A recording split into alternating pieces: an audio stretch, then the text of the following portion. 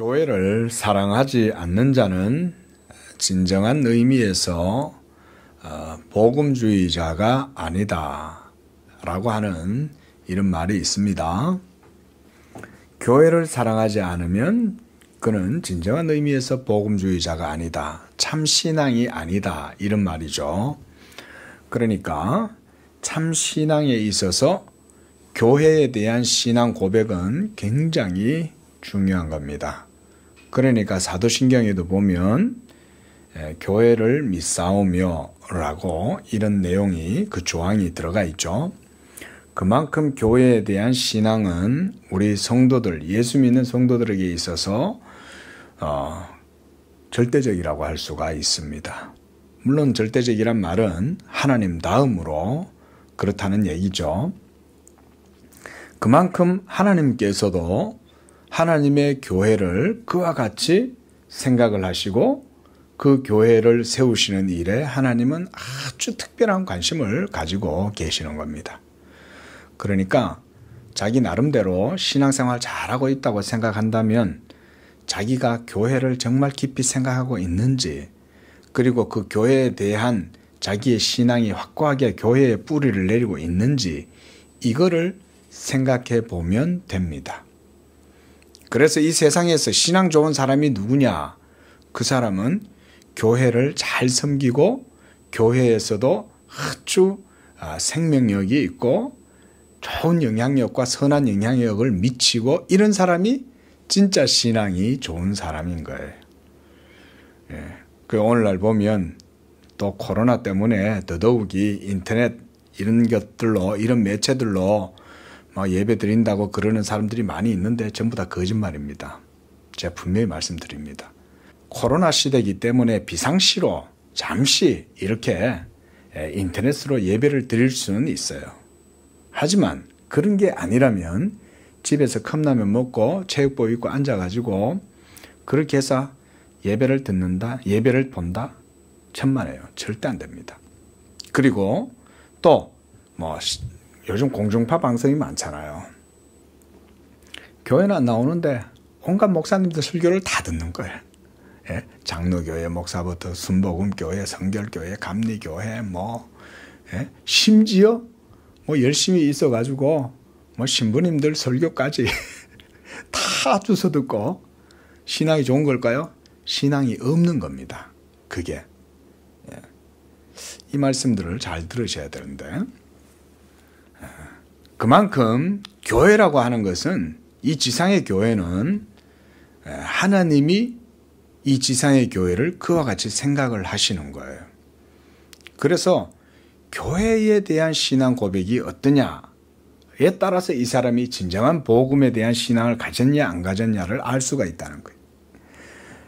우리도 그래서 교회론 특강을 9차례나 걸쳐서 장장했습니다. 그렇죠? 제가 봤을 때 많이 부족하긴 해도 그냥 기본적인 내용들만 한 거예요. 그래서 하나님 중심, 말씀 중심, 교회 중심이 들어가는 거예요. 교회 중심 신앙이 아니면 참된 신앙이 아닌 거예요. 그래서 교부인 키프리아는 교회를 떠나서는 구원이 없다라고 말했습니다. 그만큼 이 교회와 구원과의, 성도와의 상관관계는 밀접한 관련이 있다는 거죠. 그러므로 교회의 사역자인 목회자의 가장 중요한 직책도 바로 그리스도의 몸을 세움에 있어서 그것에 봉사하는 게 바로 오늘날로 말하면 목사들이죠. 목사들의 가장 중요한 일입니다. 하나님의 교회는 영적인 공동체이고 또 진리의 말씀에 대한 믿음으로 고백하는 가운데 세워지는 것이므로 복음 사역자는 충실하게 복음을 증거하고 가르쳐야 됩니다. 그래야 어쨌든지 죄인들이 듣고 하나님 말씀이 그런 거구나 라고 알면 거기에 믿음이 생기는 거죠. 그러면 그게 이제 교회가 온전하게 세워져 가는 거예요. 이게 지상에 있는 교회들의 일반적이고 영속적인 모든 사역이 바로 그런 겁니다. 가장 중심적인 사역이에요. 그래서 교회는 하나님의 말씀이 전파되지 않으면 세워지지를 못해요. 그 하나님 말씀 안 전하면 목사가 뭘 얘기를 하겠습니까? 목사가 목사짓을 하긴 해야 되겠고 말은 해야 되겠는데 하나님 말씀을 말 안 하면 뭔 말 하겠어요? 전부 다 사람들 마음 즐겁게 해주는 소리를 할 수밖에 없죠. 그렇잖아요. 사람의 마음에 생각을 관심을 주고 흥미를 돋구고 자극시키고 고무시키고 그렇게 해서 뭔가 인간적인 그런 열심을 내게 하고 그렇게 하면 교회가 되는 것 같지만 그것은 하나님이 기뻐하시지 않는다. 일종의 말하면 그런 게 니골라당이라고 할 수가 있는 거예요. 오늘날 요한계시록에서 말씀하시는 니골라당이라는 게 그런 건 거예요. 하나님의 말씀은 없으면서도 온갖 성도들을 분주하게 하고 도덕적으로 살게 한다고 온갖 도덕적 설교를 하고 이러면 성도들이 착해지냐? 그러지 않습니다. 교회가 하나님의 성령으로 세워지는 공동체이기 때문에 그래서 오직 하나님의 말씀으로만 성도들이 믿을 때에 거기에 하나님의 교회가 온전하게 되고 성도들의 믿음도 온전하게 세워져 가는 것입니다. 그래서 무엇보다 성경은 바로 이렇게 교회를 세워가는 것이 그래서 사람의 힘이나 지혜로 되는 것이 아니라 오로지 성경은 하나님 자신의 열심으로 이루어지는 것이다 라고 말씀을 합니다. 한번 따라하겠습니다. 하나님의 열심으로 이루어지는 곳, 그게 바로 어디입니까? 교회입니다. 우리 양재교회도 이 하나님의 열심으로 하나님이 이끌어 가실 줄로 믿습니다. 그래야 되는 거예요. 그래야 이 교회가 온전하게 세워지는 거지. 그래서 우리가 기도하는 겁니다. 하나님, 이 교회를 하나님의 뜻 가운데 하나님의 열성으로 이 교회를 이끌어가 주시옵소서. 우리 성도들을 이끌어 주시옵소서. 이 교회의 길을 인도하여 주옵소서. 이렇게 해야 되는 거지. 그러지 않으면 사람의 힘으로는 하나님의 기뻐하시는 교회를 세울 수가 없습니다. 오늘 본문에서도 바로 그런 열심을, 하나님의 열심을 볼 수가 있습니다. 본문에서 이사야 선지자는 하나님께서 자기의 교회에 대한 어떠한 열심과 성실하심으로 이 교회를 돌보고 계시는지를 우리에게 말씀을 해줍니다. 비록 지금 이스라엘은 하나님께 징계와 진노를 당해서 점차 쇠락해져 가고 있는 가운데 있지만 그럼에도 교회를 향하신 하나님의 은총과 자비하심은 결코 돌이키심, 후회하심이 없다는 거예요. 하나님께서 자기의 열심으로 언약을 이루셔서 결국은 하나님의 교회가 이 땅 가운데에서 온전하게 되고 완전하게 세워지게 될 것이라고 오늘 본문이 말씀을 해주고 있습니다. 그래서 오늘 본문 말씀은 장차 그리스도께서 십자가로 모든 의를 이루셔서 율법의 마침이 되시고 그 율법의 마침이 되었을 때는 맨 나중에 멸망받을 원수가 바로 사망이다. 고린도전서 15장 26절에 우리 하나님은 자기의 생명으로 사망을 삼키는 분인 줄로 믿습니다. 하나님의 생명으로 사망을 삼켜버리는 거예요. 얼마나 놀라운 말씀입니까? 예수 그리스도의 죽으심이 죽음을 죽여버린 거예요. 하나님은 이것을 예언하고 계시는 거예요. 구약의 이스라엘 선지자들을 통해 가지고 하나님께서 계속해서 예언하신 그 언약의 말씀이 뭐냐? 바로 예수 그리스도를 통해서 그가 십자가에서 모든 구속의 의를 이루시고 율법의 마침이 되심으로 그 율법이 완성되고 그래서 율법의 모든 요구가 그리스도의 십자가에서 다 이루어짐으로 하나님의 의가 완성이 되는 거예요. 그 하나님의 의가 완성이 된다는 말은 우리에게 있어서는 무엇입니까? 생명과 의가 된다는 거잖아요. 그것이 우리에게 생명과 의가 된다는 얘기는 사망이 제거된다는 얘기인 거예요. 그리고 마귀도 그 정수리, 마귀도 이마의 정수리가 완전히 박살이 나가지고 모든 세력들을 힘을 다 잃어버리고 깨어진다. 그래서 승리할 것에 대한 말씀이 오늘 본문의 말씀이겠습니다. 1절 말씀을 보십시오. 그날에 여호와께서 그의 견고하고 크고 강한 칼로 날랜 뱀 리워야단 곧 꼬불꼬불한 뱀 리워야단을 벌하시며 바다에 있는 용을 죽이시리라. 요한계시록에서는 이 사탄 마귀를 요한계시록 12장 9절에서는 옛뱀 곧 마귀라고도 하고 사탄이라고도 한다라고 말했어요. 그래서 12장 9절에 보면 큰 용이 내쫓기니 옛뱀 곧 마귀라고도 하고 사탄이라고도 하며 온 천하를 꿰는 자라. 그가 땅으로 내쫓기니 그의 사자들도 그와 함께 내쫓기니라 그랬습니다. 이 큰 용 바로 사탄인데 오늘 우리가 읽은 이 1절 말씀에서는 리워야담 뱀 꼬불꼬불한 리워야단이라고 이렇게 말을 하고 있습니다. 또한 요한계시록 20장 2절에서도 또 말하고 있습니다. 용을 잡으니 곧 옛뱀이요 마귀요 사탄이라 잡아서 1000년 동안 결박해서 무저갱에 가두어 버렸다라고 말씀하고 있어요. 바로 이 뱀이 오늘 이사야가 말하는 리워야단은 사망 가운데에 왕노릇하고 있는 사탄을 말합니다. 그래서 요한계시록에서는 이 리워야단을 용이라고 이렇게 우리말로 번역을 해놨습니다. 예수님께서 이 세상에 오신 것도 바로 요한 1서 3장 8절에 보면 사탄의 일을 멸하려 하심이다 라고 말씀했습니다.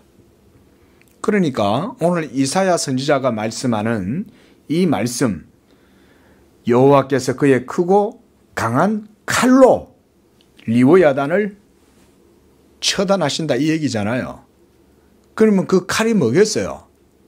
우리가 신약 성경에 맞추어서 보면 바로 하나님의 말씀, 복음이죠. 예수 그리스도의 복음이 바로 하나님의 칼인 거예요. 하나님은 이걸 준비해 놓으셨던 거예요. 자, 이런 것에서 우리가 영적인 개념들을 볼 수가 있죠. 우리가 요즘 요한계시록 보는데 어렵잖아요. 그죠? 예, 모두 다 상징적 의미로 가득하죠. 그런데 그게 또 실제적이란 말이죠. 그래서 의미가 점차 우리가 금을 펼치듯이 금을 아주 작은 한 돈짜리 금을 갖다가 펼치면 엄청 넓어진대요. 금이 그 편박한다 아마 편박한다고 그럴 거예요. 금을 펼친다는 게.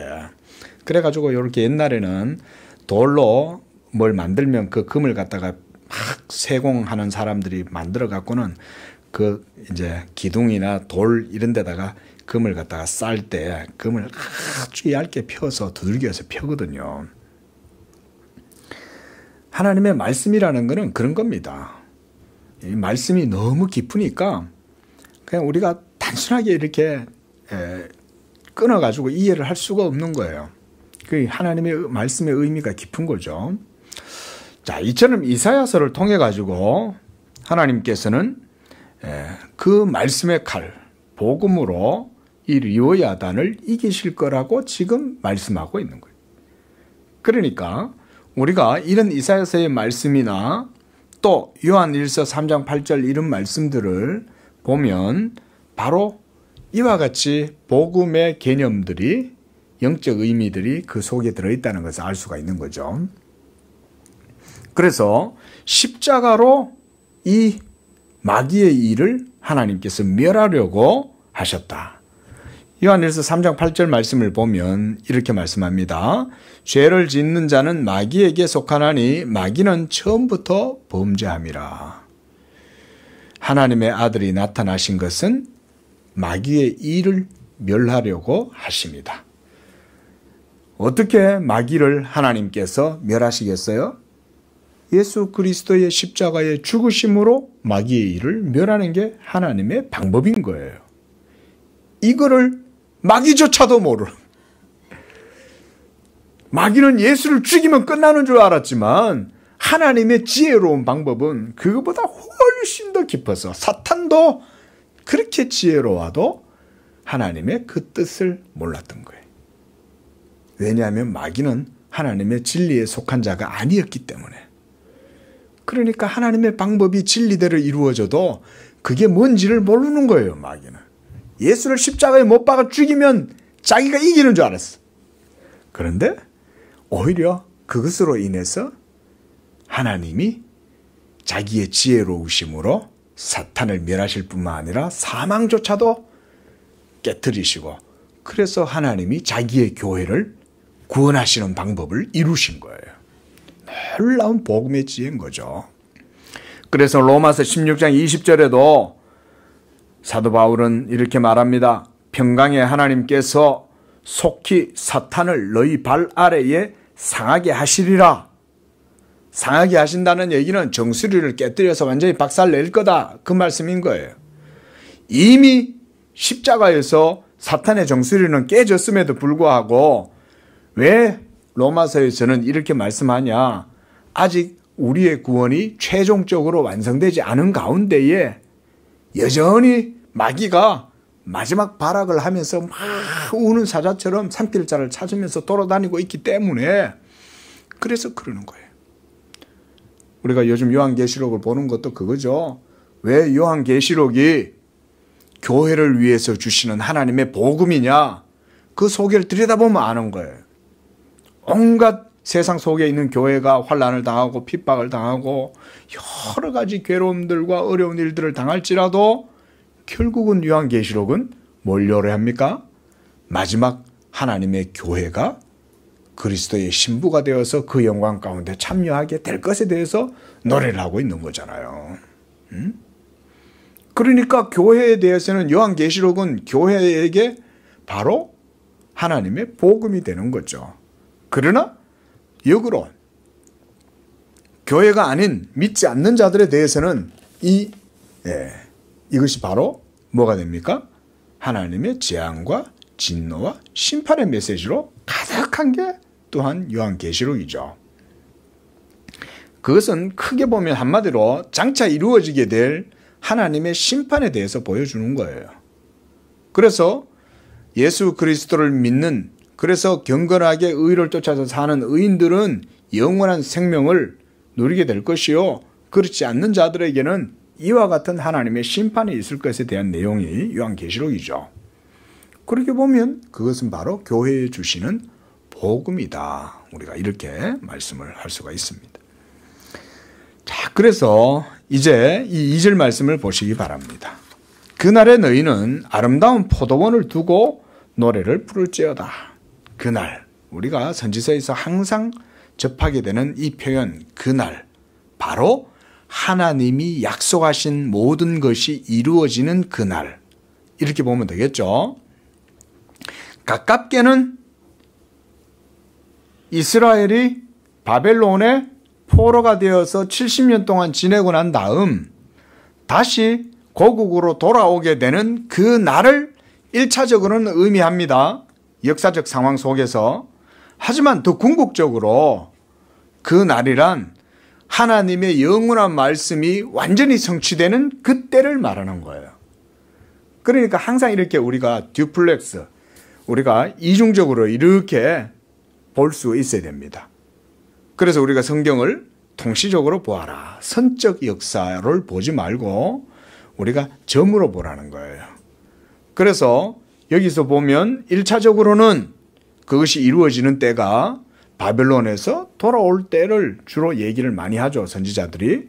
그러나 그 다음에는 그 이후에 예수 그리스도의 날을 바라보면서 그 얘기를 하는 거예요.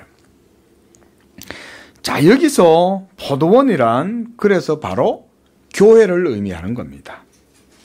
이사야서에서도 하나님께서는 이 포도원에 대해서 말씀을 하는데 거기에서도 하나님이 돌보시고 가꾸시는 포도원을 얘기해요. 그 포도원은 1차적으로는 구약의 이스라엘 백성들을 말하는 거죠. 그러나 이제 이 본문 속에서는 보다 더 궁극적인 포도원, 바로 하나님의 언약 백성들. 우리 양재교회도 거기에 포함되어져 있는 거예요. 하나님의 포도원이 온 세계에 하나님의 포도 농골이 쭉쭉 뻗어나간단 말이에요. 그런데 어느 순간 또 우리 양재교회에도 하나님의 포도원, 가지가 쭉 뻗어나와가지고 여기서 이제 삽목이 된 거예요. 삽목. 포도를 삽목을 하니까 포도가 잘 자라더라고요. 하나님의 포도나무를 하나님이 이 땅에다가 딱 심으시는 거야. 그래서 양재교회가 2019년도에 개척이 시작된 거야. 그래서 지금까지 이제 싹이 자라고 이제 잎이 나고 뿌리가 이제 점점 이제 좀 이따 뿌리 얘기도 할 거예요. 예? 뿌리가 싹 자라고 이러면서 이제 하나님이 가꾸시는 아름다운 포도나무가 되는 거죠. 그래서 어떤 교회는 이름을 아예 포도나무 교회라고 지었어요. 뭐 어떤 교회는 뭐 시냇가 푸른 나무 교회 뭐 이렇게도 지었지만 또 어떤 교회 또 포도나무 교회 또. 하지만 우리 교회는 양재에 있으니까 양재교회.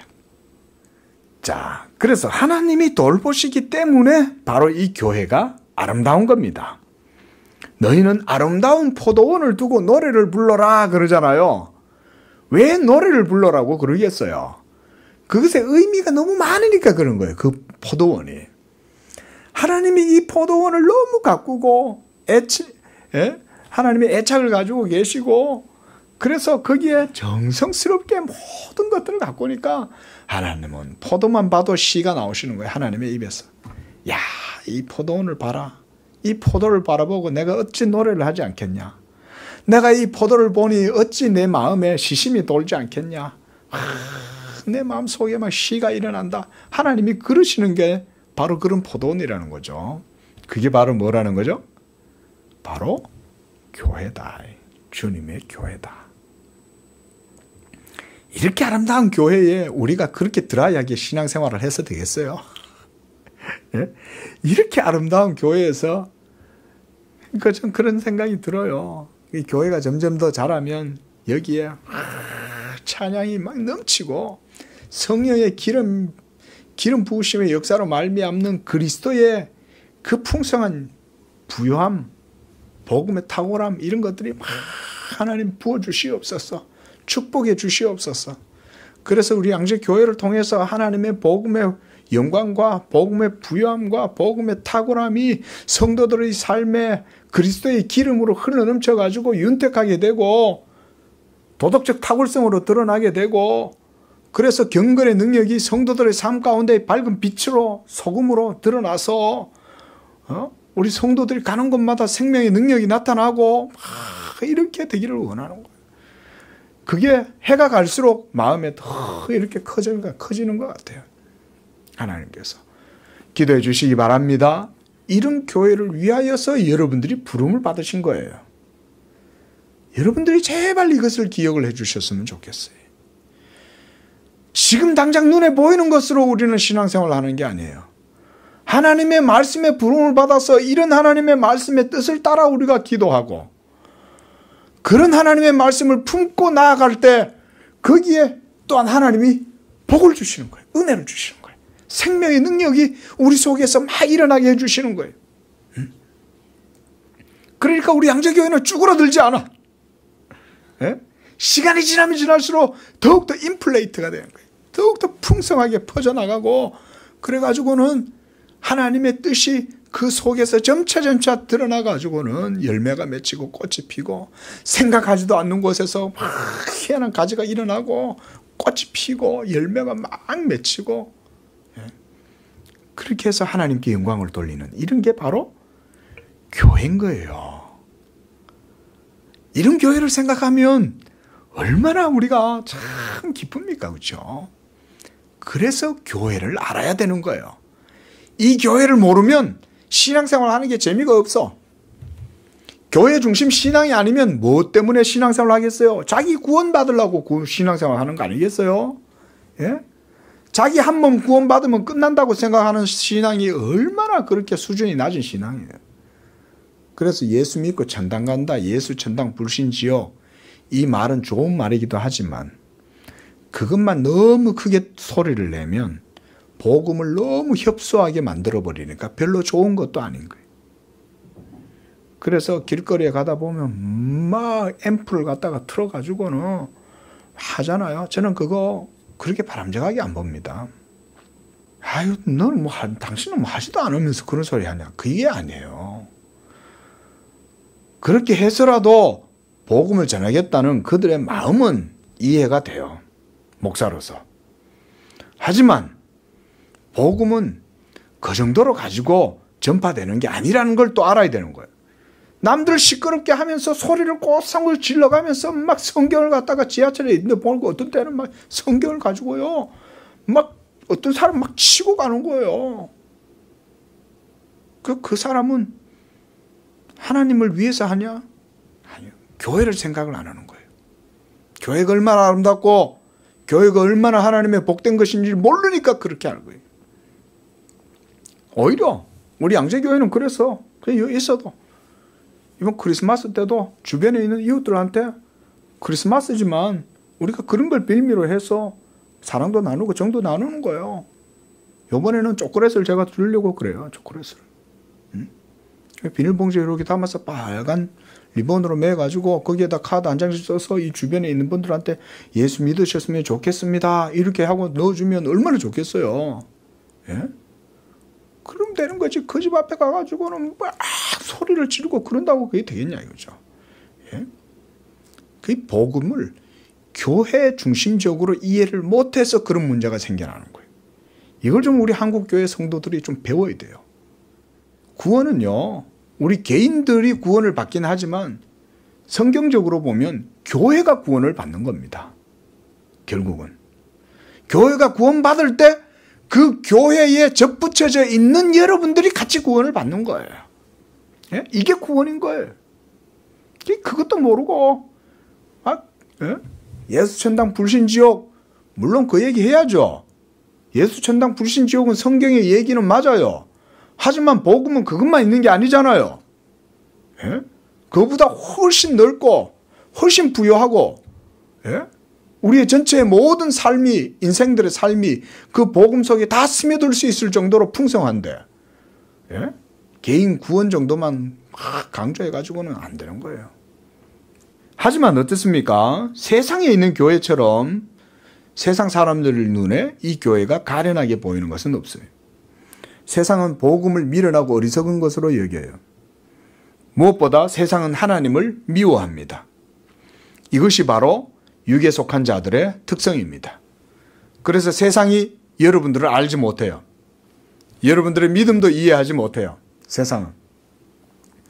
그래서 주님께서 말씀하시기를 세상이 너희를 미워하고 하면 너희가 그것을 이상한 일로 여기지 말라. 그건 당연한 거다. 주님도 그렇게 말씀하셨어요.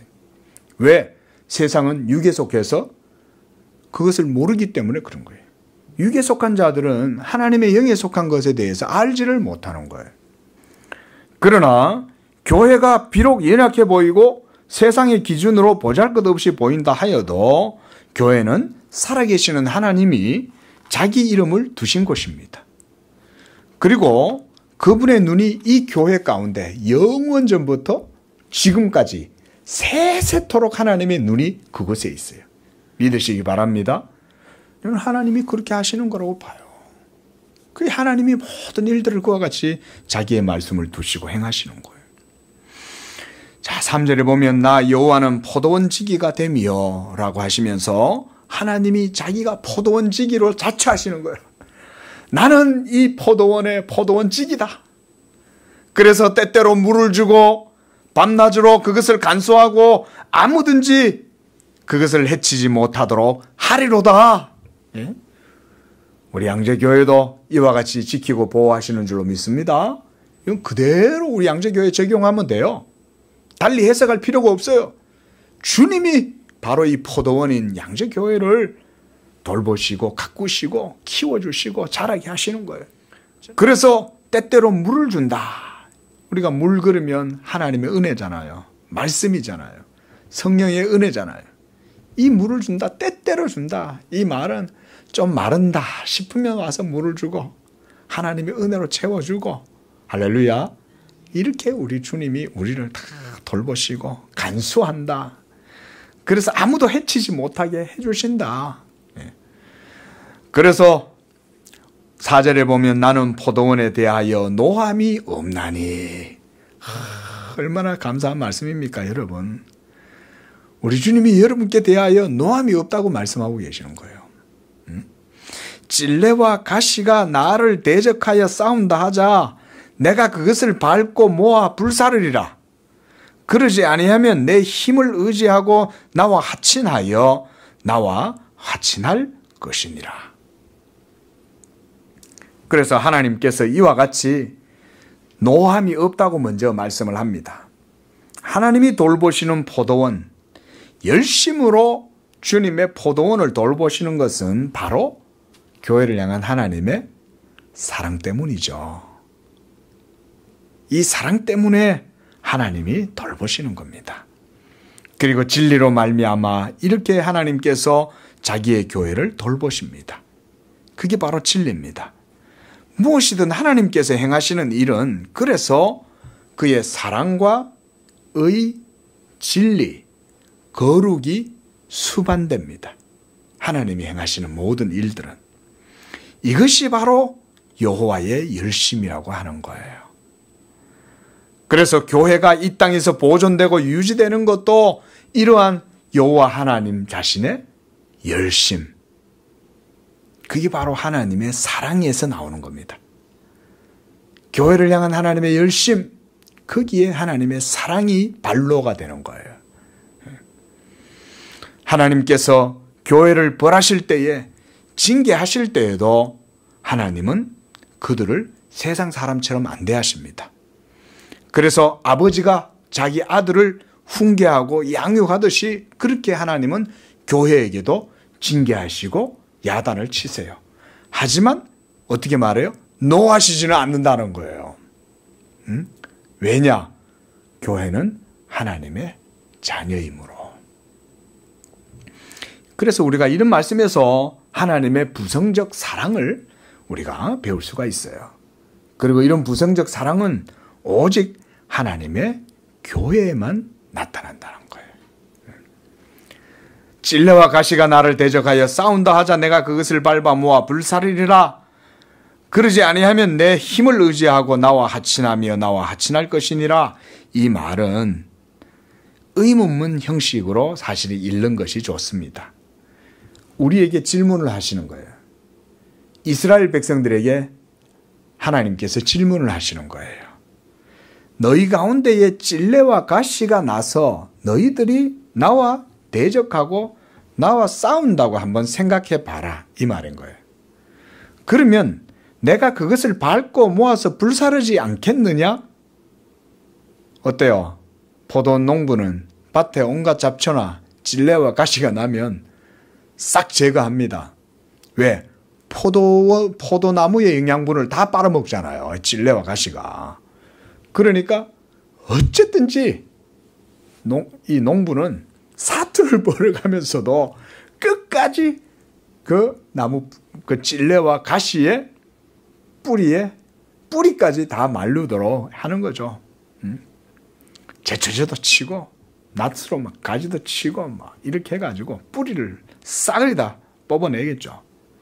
하나님은 그렇게 하시지 않겠냐, 그 말인 거예요.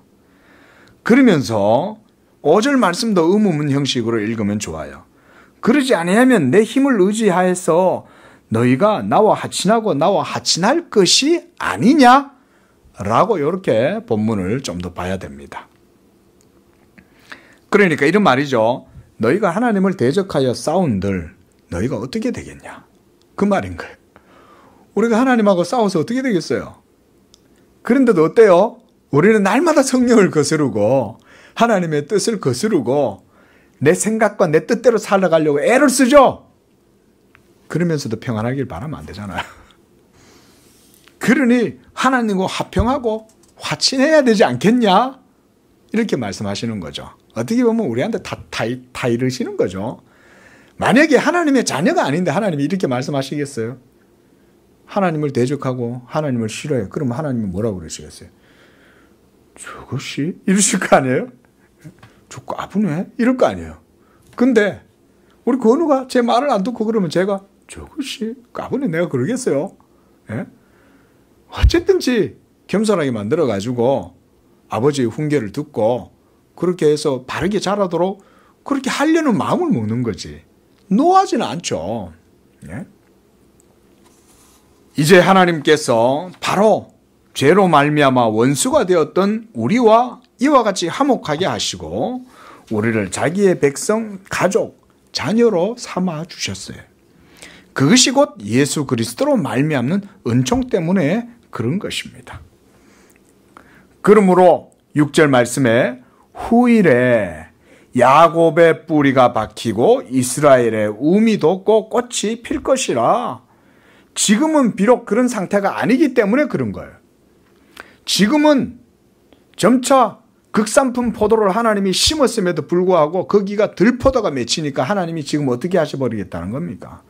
이 자기가 갖다 심어놓은 포도나무가 열매를 맺지 않으니까 잘라내버리겠다는 거예요.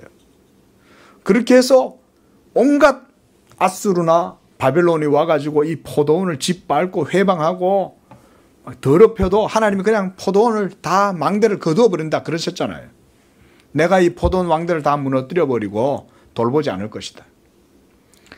그러나 그 날이 되면 후일에는 야곱의 뿌리가 다시금 박힌다. 뿌리가 박힌다는 얘기는 생명력을 얘기하잖아요.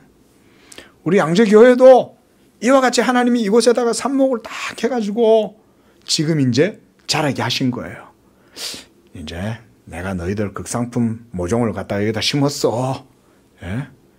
이제 너희가 이 말씀의 자양분을 먹고 뿌리가 쫙 내려가지고 그 신앙이 자라서 하나님께 영광을 돌리는 그런 복되고 온전한 믿음으로 이제는 자라서 열매 맺도록 뿌리를 쫙 내리고 믿습니다. 하나님이 그렇게 해주시는 거예요. 그거조차도 우리가 아는 게 아니에요. 하나님이 그렇게 해주시는 거예요. 그래야만 하나님이 영광을 받으시는 거예요. 우리가 뭐 조금 해놓으면 우리는 내가 다 했다고 생각해. 근데 그게 아니죠. 처음부터 끝까지 하나님의 교회의 모든 것은 하나님이 하십니다.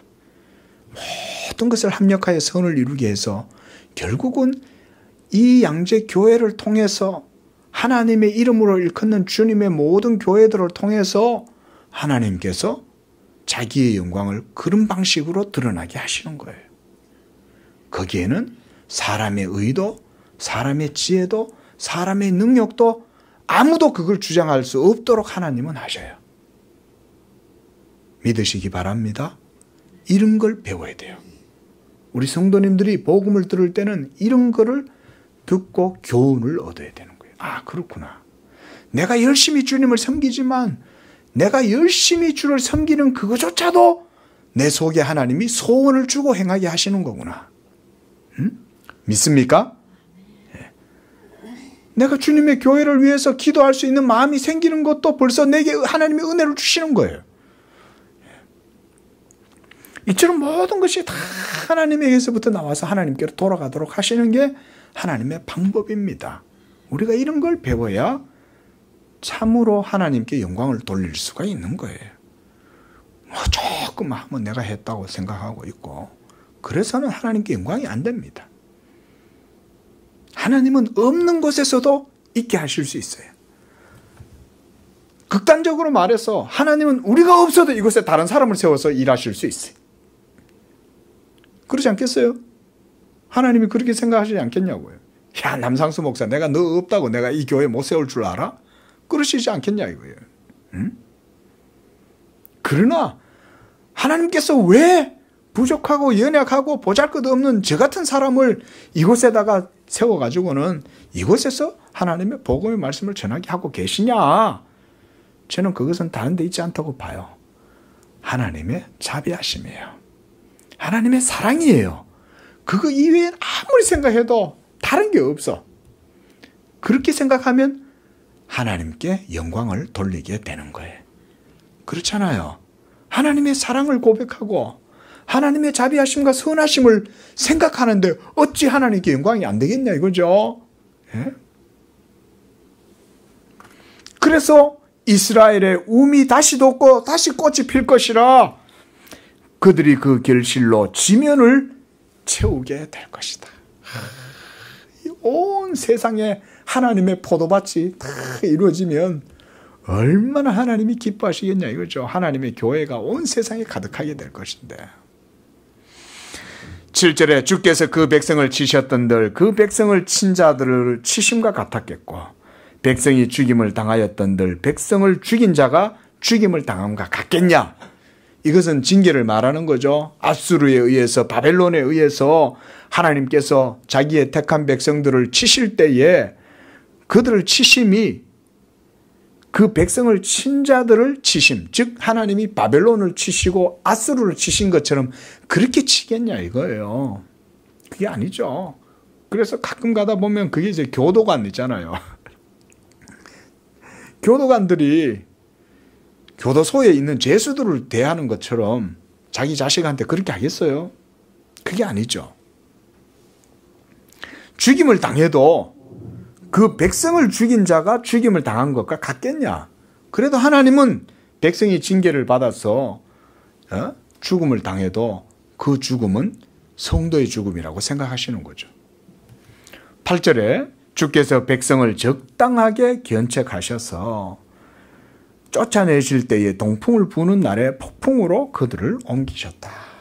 마치 하나님의 바람이 후 하고 불면 확 날려가지고 자기 백성들이 다른 곳에 다 안착하도록 하시잖아요. 바빌론에. 그렇게 하신다는 거죠.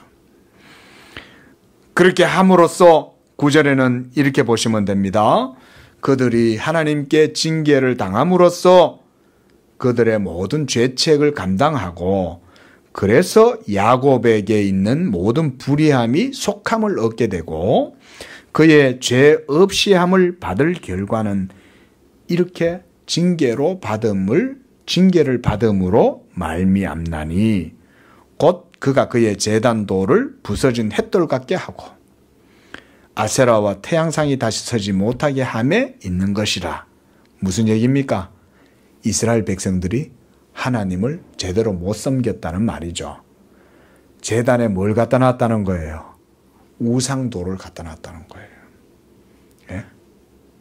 그래서 하나님께서 이스라엘 백성들을 바벨론의 포로가 되게 하고 징계하심으로 그 제단에 세워놨던 거짓되고 우상, 이런 모두 아세라와 이런 태양상들, 몰록신들, 이런 상들을 세워놓은 것을 전부 다 뭘로 만들어버린다? 가루로 만들어가지고 다 뿌려버리고 없애버린다 이 말이죠. 그게 하나님이 그들을 징계하신 이유인 거죠. 하나님을 바르게 잘 섬겼다면 이렇게 하실 일이 없어요. 대저 견고한 성읍은 적막하고 거처고 황무하며 버림받아 광야와 같은즉 송아지가 거기서 먹고 거기 누우며 그 나무가지를 먹어 없이 하리라. 가지가 마르면 꺾이나니 여인들이 와서 그것을 불사를 것이라. 백성이 지각이 없으므로 그들을 지으신 이가 불쌍히 여기지 아니하시며 그들을 조성하신 이가 은혜를 베풀지 아니하시니라. 이 말은 지금 이스라엘 백성들의 범죄와 완악함으로 말미암아 불순종하고 있는 그 상태에 결국은 그들이 이렇게 될 것에 대해서 선지자는 말하는 거예요.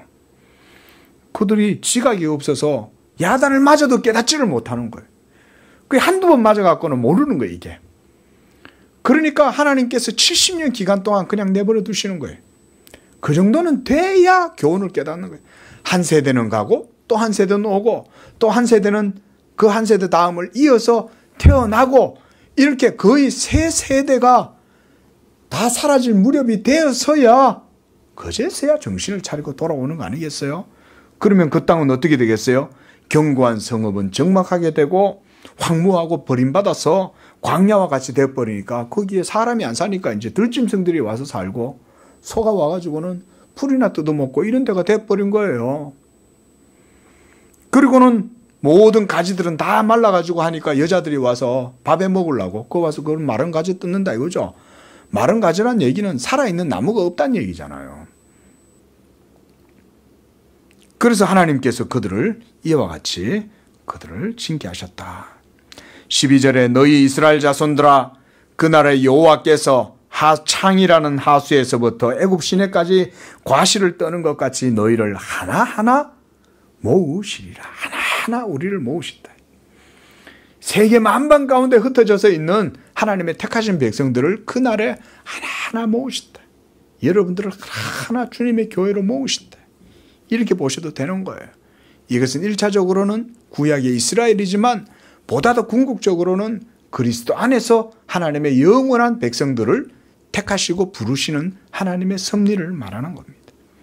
13절에 그날에 큰 나팔을 불리니 아수르 땅에서 멸망하는 자들과 애굽 땅으로 쫓겨난 자들이 돌아와서 예루살렘 성산에서 여호와께 예배하리라. 이것도 그렇게 보면 돼요. 이중적인 구조로 보면 돼요.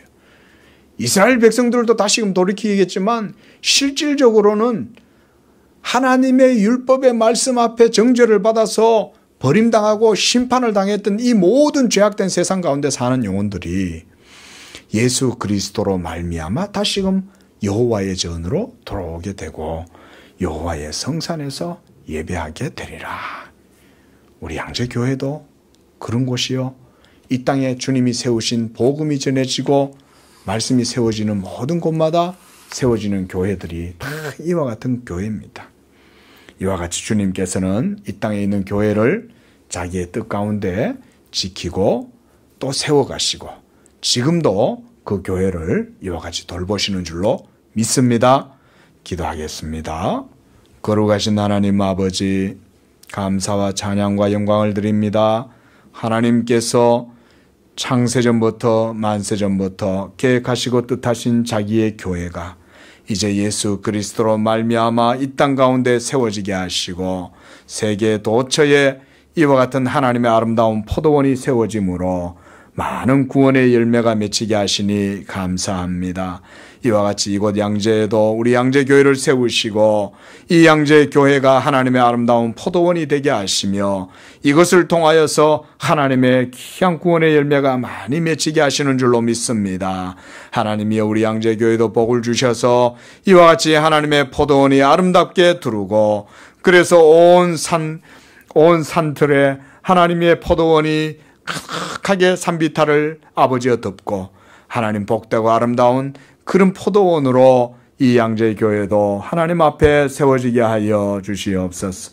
우리 모든 성도들도 하나님의 포도나무들처럼 아름다운 결실을 맺고 하나님께 영광을 돌리고 하나님의 성산에서 예배하는 귀한 교회가 되게 하여 주시옵소서.